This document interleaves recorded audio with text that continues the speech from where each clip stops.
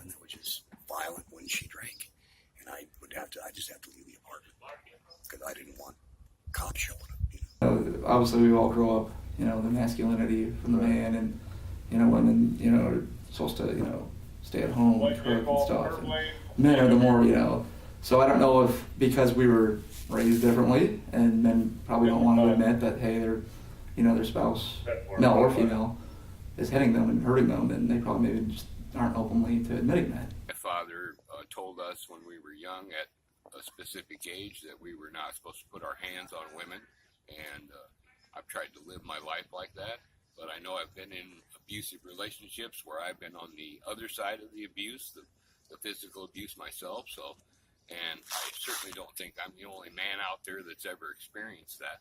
So that's why I feel that there's a need for it. And I don't feel enough guys get taken seriously when they say something. I think it's just pushed under the rug. The national stats are like 1 in 7 men, and that's probably closer to 1 in 5 or 1 in 6 because there's a stereotype for men that they need to be strong and no, she didn't abuse you. So it's hard to be believed. It's hard to tell your friends, tell your family that this person that is traditionally been inferior according to society standards has been abusing you. Because sometimes after a traumatic event like a DV, they're going to need some counseling. They're going to need something to, this person might have been the love of their life and now they're abusing them, and they're going to need that extra support system. Very little resource for a male who's violated to seek out in our community.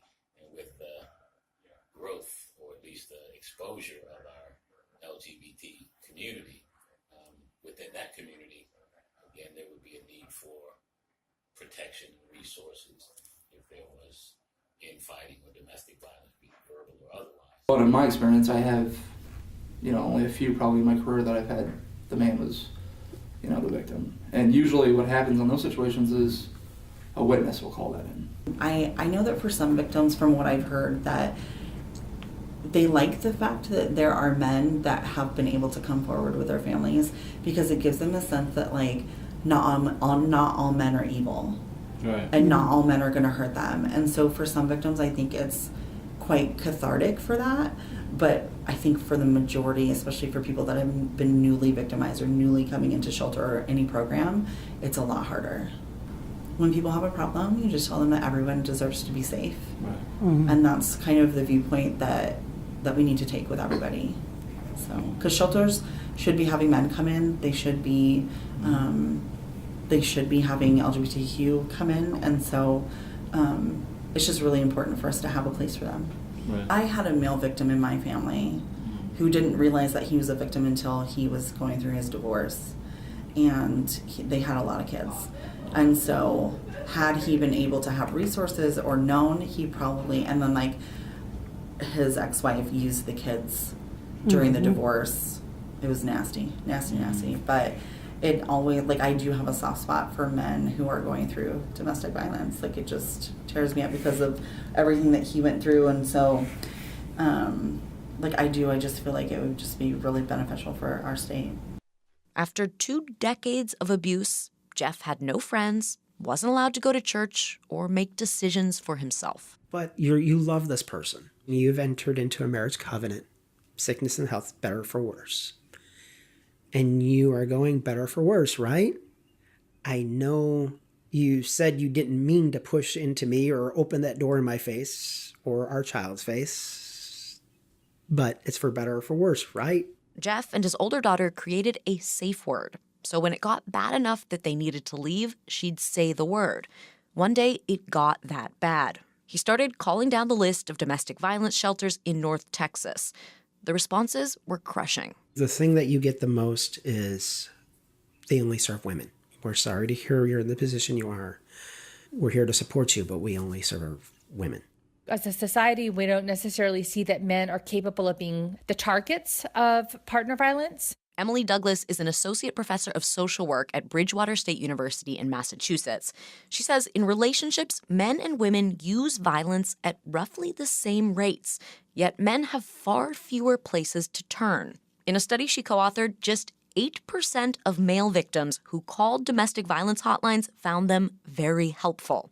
16% said the people at the hotline dismissed or made fun of them. In the past 2 years, we kept seeing an increase in men seeking shelter. Paige Flink is CEO of The Family Place. It's a Dallas nonprofit that's offered domestic violence help for decades. First, we thought it was an aberration. We weren't sure what was going on, but it just got more and more expensive. Flink was spending $150,000 a year putting male victims in hotel rooms.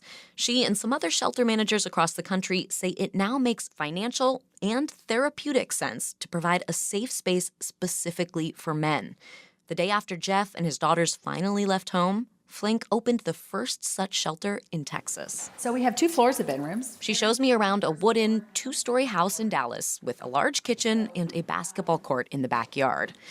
This may be the only shelter for men in Texas, but the first in the country opened 2 years ago in Batesville, Arkansas. Shelter manager Bill Miller says he got some strange looks when he told people about his new job at the Taylor House. People tend to think of battered only when they think of domestic violence. Well, there's much more to it than that. It can be psychological, it can be financial, it can be father on son, son on father, family members. There's any number of ways that this manifests itself. So far, more than 30 men have stayed at the Arkansas shelter. Clearly there is a need. We get calls from all over the country. Researcher Emily Douglas is thrilled more shelters are opening for men, but she wonders if it's always necessary to separate men from women. The idea is that being exposed to the opposite sex could hinder recovery. But if you are a man in a relationship with another man and you are being abused by that individual, maybe it actually would be helpful to be surrounded by women. I don't know. It's new territory for researchers, just as it is for people running shelters. The managers at the Arkansas shelter and the Family Place say they'll see if this approach works. First to test it out in Dallas, Jeff and his 2 girls. Sitting inside a bedroom with bunk beds and a TV, Jeff says it feels like he's finally seeing clearly. And even after you pull yourself out of the cloud, it still takes time to say, where am I? Who am I? I mean, I know I can do all these things, but really, who am I anymore? Do you think Arizona would benefit from one of those 100%. men's shelters? Mm-hmm. Yep. 100%. 100%. That's it. I do.